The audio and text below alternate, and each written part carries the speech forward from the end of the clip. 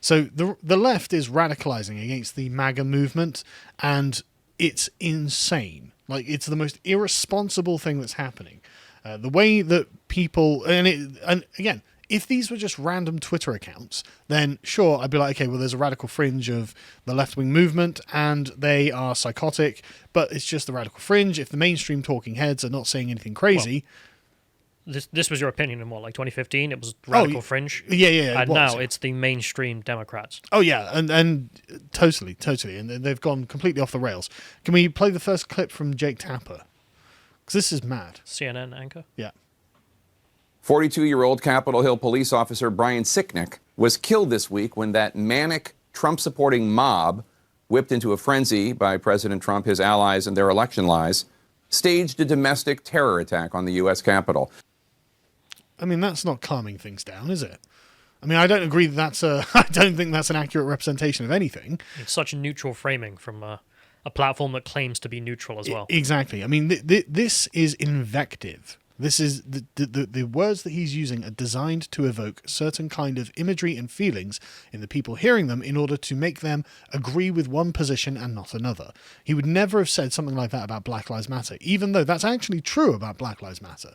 Like, the way that the left has stoked up Black Lives Matter and caused the damage and the deaths that it caused, the Trump was actually not that extreme, in my opinion. I mean, you could, and an uncharitable interpretation of what Trump's speech was, say that, yeah, he was riling people up. But that would have to be an uncharitable explanation. And a charitable one could be, well, Trump wanted them to just go and peacefully protest outside the Capitol. That's also a fair reading. He did explicitly say, be peaceful. Well, he did, yeah. So I mean, like... See, even a neutral interpretation would be that. Exactly. But Jake Tapper is giving the most radical interpretation.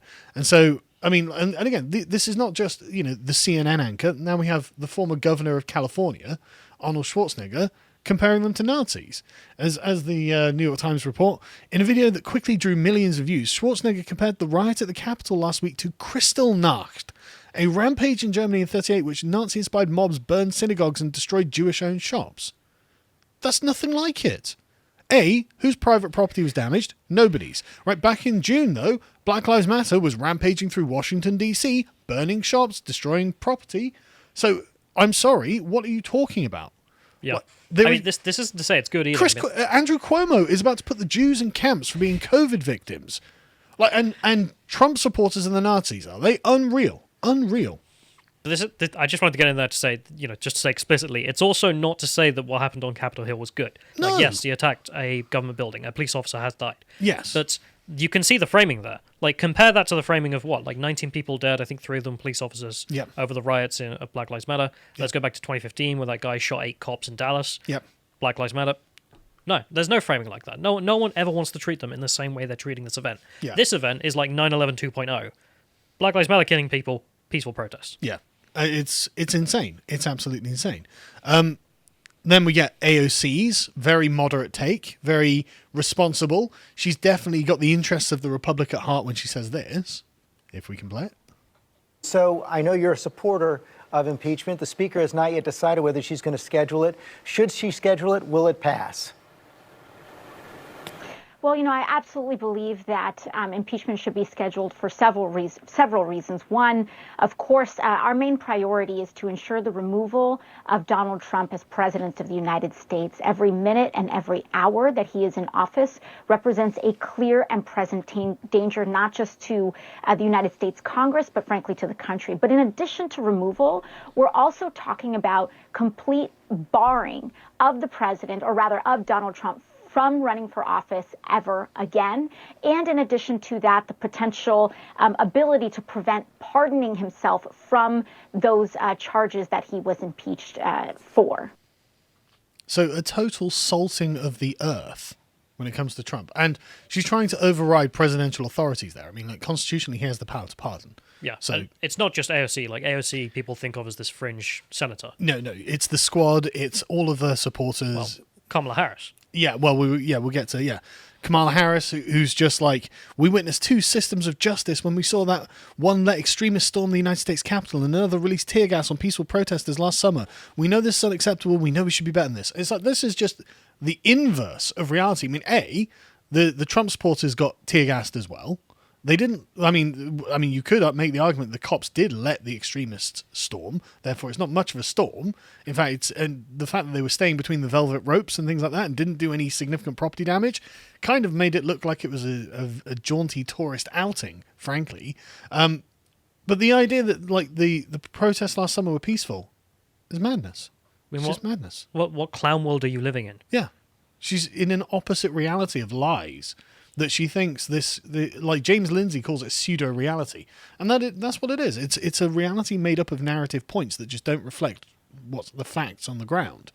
And so, like twisting things into lies, and then you get the topping on the cake is Joe Biden's reaction to this. Now, before I start, I just want to say, if you were confident about your position, and if you were legitimate, and you felt that you could prove that you had legitimately won this election, there were no problems, you would take this in stride. You would be more moderate about it because you understand that half of your country is ready to go up. It's really crazy. And this was Joe Biden's response instead. Yes, they should be treated as they're a bunch of thugs, insurrectionists, white supremacists, anti-Semites. 6N is not enough. I mean, come on. These shirts they're wearing, these are a bunch of thugs. And they're terrorists, domestic terrorists. So they're terrorists, white supremacists, and anti-Semites. 6 million N's or something? I don't even want to think about it. We probably aren't allowed to speculate on what he means there. I don't even think Joe Biden knows what he means. No. It's just not a senior moment. Doubtless. But this, the talk of unity has disappeared. We should all come together now and accept Joe Biden as president, except for the people he's going to persecute. Yeah. The response is not to calm things down or any kind of unifying speeches. It's to double down and side with AOC's position, which is obviously the most radical. Yeah. That we don't live as, two factions who have to live together in this country. So no, we're one faction and we are going to destroy you. Yes. Yeah, it's openly we're going to destroy you. And this is just part of the radicalization. Now, I'm convinced that if this is following the patterns of the French Revolution, then what we're about to see as the Democrats consolidate their power, and they are consolidating power right now, is a strain of paranoia that's going to rush through, and it will be regarding white supremacists. And you can already see how this is a reporter for ABC News who's saying the House should immediately subpoena the president's phone records. He was calling people during the Capitol insurrection and then tried to continue to delay the election certification. Who else did he call? Rudy calls too, blah, blah, blah. So this paranoid witch hunt is going to go on. And there's going to be rumors of white supremacists because these are already words they're using. And Do they think he's calling Baked Alaska or something? What do you mean? Trump's like, well, I tried to call Pelosi's office, but the line's engaged. Yeah. Yeah, no, it's madness. It's madness. And they're going to get paranoid and they're going to descend into a kind of purity spiral that will end up with the revolution eating their own. But it's not just the media and Trump and media and Biden and the politicians, right? And I put Schwarzenegger in there because he was a politician, right? It's also private companies. I mean, here is the executive moral authority of Ben & Jerry's to weigh in. The ice cream merchants have weighed in to let us know that yesterday was not a protest. It was a riot to uphold white supremacy. Thanks, Ben & Jerry's. Thank you so much for using your platform to further stoke this kind of racial division. That's what we want, right? This is their thesis. It was allowed to happen. The mostly white insurrectionists, as if this is a character flaw against them, roamed freely and without consequence through the heart of our democracy. Not the only explanation is that this was allowed to happen because they were white, not black, brown, or indigenous people. That's the only explanation, is it?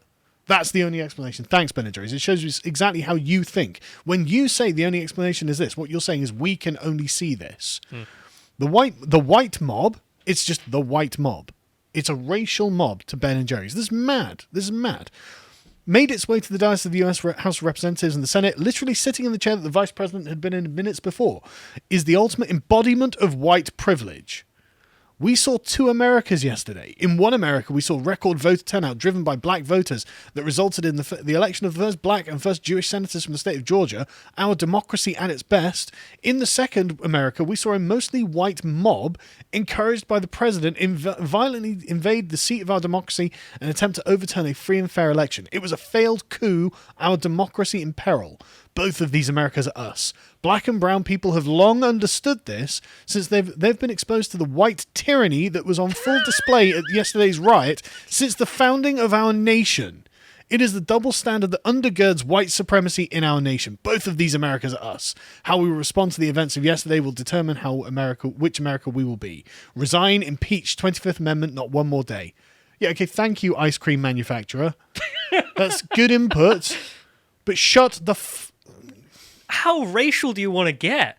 Like, it's insane. But this is the thing. I remember back in like 2012, when this was just college campuses or whatever. Yeah. And it's like, you would never expect like a mainstream verified, massive multimedia company to talk in these terms. I told everyone this was mob. going to be everywhere. The white tyranny. Social justice, I warned them, I warned everyone, every step of the way, that social justice was going to control the thought processes of the left. All of it. And now Joe Biden's ranting about white supremacists. Ben and Jerry's are ranting about white mobs. And it's like, but the white mob, as you describe it, is the one that's being targeted by the feds. Black Lives Matter were given money. They were given a pardon by the media. Everyone was just like, oh, well, mostly peaceful protests. Kamala Harris, the peaceful protests of June. It's like, peaceful my ass, man. Like Ben and Jerry's gave them money themselves. Yes. They bailed people out from in jail for committing criminal acts. Yeah. They're like, they're fine. They've done nothing wrong. Yeah. And can we scroll down just a little bit on that, please? To give shout out to Tailed Feature with his excellent and pithy reply. Silence Brand. We don't need to hear from you. Right, but then we'll just go on to the... If you want racial division, buy Ben and Jerry's. Yeah, exactly. Yeah, if you want a race war, buy Ben and Jerry's ice cream, because they want a race war too. Man, I'd love to see what it's like. The Daily Stormer is going to be endorsing Ben and Jerry's by tomorrow. Doubtless. I mean, there's probably a reason that Richard Spencer voted for Biden, I guess. Well, he did. Yeah, he did. Yeah, he unironically. The white supremacists voted Biden, and you can see why. Because they frame everything in race. Anyway... Going on, we can look at we can see into the minds of the insane Twitter activists. I love it on Minds.com. This has been given an age limit because this is an insane series of statements that I didn't run these ones past our resident psychologist, which is Josh, who is qualified, a master's degree in psychology. So, but I don't think you need to be an expert to be able to establish what the problem is here, right? So Ashley Babbitt was the woman who was shot during the Capitol protest. She wasn't armed. I don't think that she looked like a present threat to the police officer, but I'm not saying that She was a trespasser. Yeah, I'm not saying that in the circumstances there may not have been reason for him to be sufficiently afraid to discharge his weapon. Now, I'm not condemning anything or endorsing anything. I'm just saying these are the things that I believe happened. But Arthur Chu definitely has a position on this. Now, Arthur Chu is an insane radical leftist who first came to my notice because of his opposition to Gamergate. And so it's interesting how he has radicalized since that point. He was never a sane chap back then, but this is madness, right? Ashley Babbitt feeding the worms is one of the few good things that happened as a result of the Capitol protest. And if you feel the need to mourn her Nazi ass, it'll be easier for both of us if you unfollow me now. When the bullet goes through the fatty tumor a Nazi has in the space where a human being would have a brain, nothing is lost. A pile of meat that moved and spoke and acted like a person was made to stop moving and thus could no longer fool people into thinking it was one of them. The Nazi is the opposite of a person, therefore our morality to them must be reversed. To hate them is to love, to harm them is to heal, to kill them is to bring life. You should feel less bad than you do about putting down a rabid animal. In the case where in that case the rabies virus and host are separate entities, one was the victim of the other. A Nazi is the disease. Now that's sickening. That's genocidal rhetoric. Yeah. That's just that. I mean, that is replace Nazi with Jew, and you realize you're talking to a Nazi. That's what a Nazi said about Jews, and that's what Arthur Chu is saying about MAGA supporters. Yeah. This is insane. He's a verified checkmark, verified on Twitter. I assume all of those are probably still up. Yeah, I assume they're still up too. Like, unreal. It's just unreal. And the madness of the Twitter activists has infected everything. This is ABC's well-respected political director, Rick Klein, giving us his take on it. And his take, again, genocidal, right? even aside from the impeachment and 25th Amendment talk, Trump will be an ex-president in 13 days. The fact is that getting rid of Trump is the easy part, he wrote in his own blog. Cleansing the movement he commands, or getting rid of what he represents to so many Americans, is going to be something else. Now, the language of purity, again, I did run this past Josh, but he was like, well, this is pretty cut and dry, to be honest. When you start using the language of purity, quote, this is the justification for something awful, and what they're doing is making sure their side is exempt from any blame. When they say the other side needs to be cleansed, what they're implying is that our side is already clean, and therefore all bad lies with the MAGA movement. And again, the cleansing, just, it's a terrifying frame, right? And then you've got Mozilla, the makers of Firefox. Mozilla. Firefox. Yeah, right? Like, but this we need more. Can we scroll down a bit? We need more than deplatforming. It's like, what are you asking for a firing squad? More than deplatforming, right? But they blame this, of course, on social media, and they've got their solutions that they list. Reveal who's paying for advertisements and how much they're paying and who is being targeted. Commit to meaningful transparency of platform algorithms so we know how and what content is being amplified to whom and with the associated impact. Turn on by default the tools to amplify factual voices over disinformation. Work with independent researchers to facilitate in-depth studies of the platform's impact on the people in our societies and what we can do to improve things. So totalitarianism. Full-on digital totalitarianism, where the people that he thinks are factual are the ones who are heard. So a complete rigging of the system in every single way. Sorry, I'm eternally surprised by just how mainstream these companies are, coming out with such radical nonsense. Like, could you imagine Intel coming out and being like, we need to cleanse the world of the demon KKK rats, or something like that? You'd be like, you're nuts. Sorry? I know, I'm just Intel picking a is company woke, around. yeah. I don't really care about the But company. if they'd sided with the But, MAGA I mean, a supporters, mainstream company coming out and saying something as radical as that, you'd think, okay, you guys have gone off the rails. But it's everyone, every single one of them. Yeah, they're all insane and radical. And this, of course, gets to the fact that Citibank have decided that they're not going to allow contributions to Trump and the GOP members who objected. This is the fourth corporation to take such a step. Again, it's essentially like these corporations are becoming fascist corporations without having a dictator dictate to them what to do. Like, there's an ethos, a will that has taken hold of the left at the moment. They're happy to do it. Exactly. This will, this ethos that's among the left has galvanized and unified them all to be 100% against Trump, and therefore anything they do against Trump or his supporters is justified. This is the precursor to genocide, and I'm not over-egging it when I say that. I really think that this is a terrifying predicament to be in. I mean, you've got CNN openly attempting to remove Fox News. Like, this is Tucker Carlson's segment where he's just mocking them, but they're just calling it, you just have to take down our competition. Yeah, CNN were calling up different local stations that disseminate Fox News locally. And they were just saying, yeah, you need to get rid of them.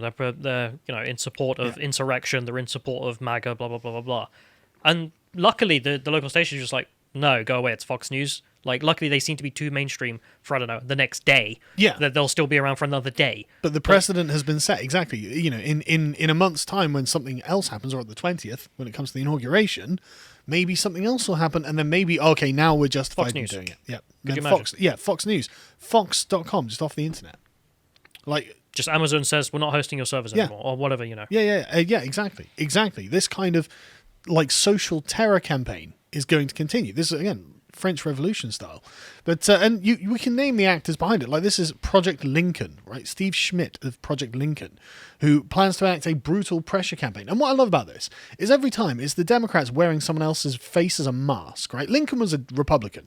Lincoln was against the Democrats. Lincoln was not in favor of what they were doing at all. But anyway, right, we will be running a brutal corporate pressure campaign targeting companies, trade associations, CEOs, directors, and senior leadership organizations that serve as the financiers of the authoritarian movement that attacked the US Capitol. Oh yeah, that's the authoritarian movement. It's going after government. Revolting against government is authoritarianism, is it? And tyrannizing all of society down to the things that they can say, the money they can spend, and the places they can go, and the privacy that they have is not authoritarian. Everything about the Democrats is backwards at the moment, and they are insane.